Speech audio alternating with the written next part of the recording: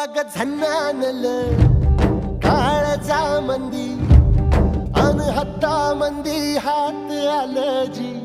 सैराट झालं